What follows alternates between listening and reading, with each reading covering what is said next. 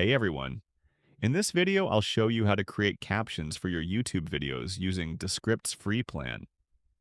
First, open your finished project in Descript. Make sure your transcript is accurate and complete. To generate captions, click the Captions button at the top of the screen. A sidebar will open with Caption Options. Choose a style you like, such as standard or large.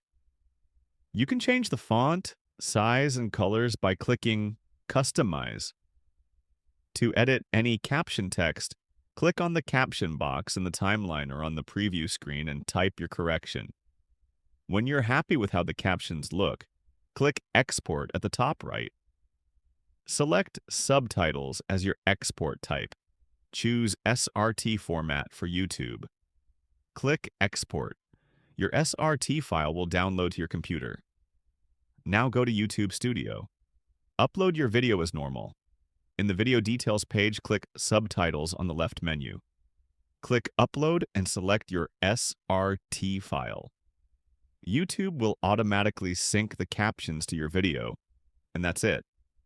You've created styled captions, exported them as an SRT file, and uploaded them to YouTube. If this helped you add captions, please like and subscribe. See you in the next one.